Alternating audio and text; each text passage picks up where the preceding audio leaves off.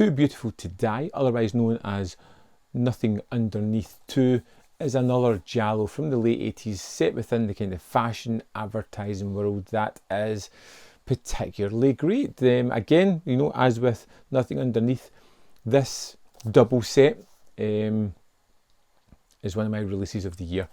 As a Giallo fan, they're particularly great. Too Beautiful to Die, compared against Nothing Underneath, is not as good a movie, but that's not to say that it's a bad movie as well. This one,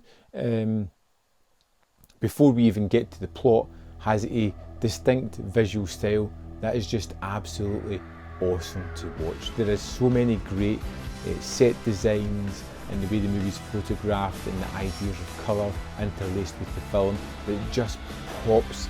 It reeks of 80s, but in a sort of nostalgic way. It's just ultimately so much fun. We're going around a kind of idea of a music video that's been shot.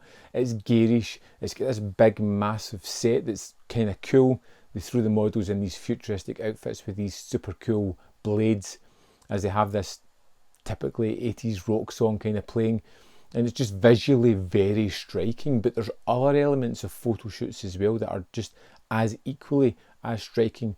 One of the most kind of jaw-dropping moments particularly was an almost throwaway sequence of the girls on speedboats. One is on each of the speedboats in a sort of one colour outfit, blue, red, green, as they kind of get driven about with these kind of their big outfits flowing in the wind, and it's such an interesting visual and it just looks stunning. Now, the kind of idea behind Too Beautiful to Die is all about a model agency. We have a girl at the start who, along with her seemingly friends, is kind of attacked and assaulted in a really sleazy, grisly scene that's horrible to watch, as these women basically hold their friend down and allow her to be raped.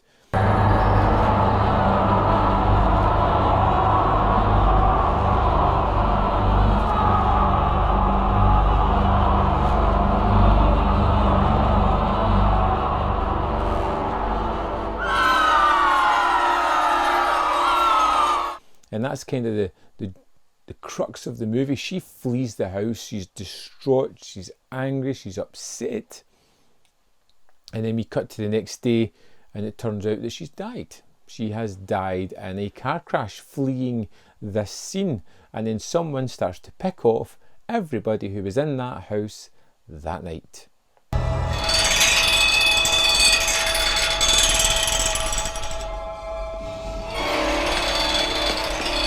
So far so good.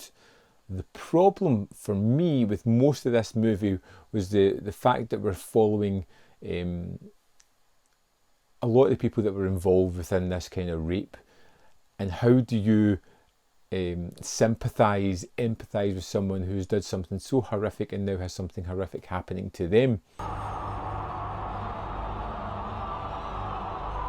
Look, I'm not trying to justify myself for what happened that night. I mean, I'm no better than the rest. It's a hard task to really overcome, and something I struggled a little bit throughout the movie. Again, the way it's shot is wonderful, and the mystery behind it all and how it's all wrapped up at the end, I kind of liked. I thought it was intriguing, it was interesting, it was different. It's something that I really did enjoy. I loved a lot of the look and the appearance and the music in this one. Again, the kind of music, the style, everything comes together. It feels very of the 80s, but the excess of the 80s, the fun stuff to look at, to experience, but to actually visually sit down, look at and enjoy, it's really kind of fun to watch. It's that kind of increase of the violence and of the sexual threat in this one that kind of takes it up to an almost sleazier element than the original Nothing Underneath. Not to take anything away from this movie, but compared to that, which was an absolute outstanding film, this is merely just great. It's such a passing comment, just, you know, it's not a wonderful, it's great. Too Beautiful to Die is stunning to look at. I liked a couple of the characters that were interesting. I loved the kind of look and the style of the movie. It had a definite visual flair. The music just fitted it perfectly. There was some outstanding sequences as well of terror and suspense. All that wonder of who the killer actually was a real surprise at the end. I didn't see it coming. Sure, a lot of it is delivered in an exposition finale as you would expect, but was really entertaining.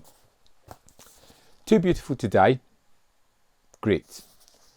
Nothing underneath, amazing. Please do not sit on the fence about this. If you are into Giallo movies at all, these late 80s crackers are something that you need to have in your collection. Highly recommended. As always, there's more content up here that you can check out of mine. If you feel I deserve it, hit this video with a like, maybe subscribe if you haven't already done so, or even share this video, which would be great. And if you're interested, you can join the membership program and get exclusive content, or to support me on Patreon, which is amazing as well. Thanks for watching, and I'll see you next time on Man v Film.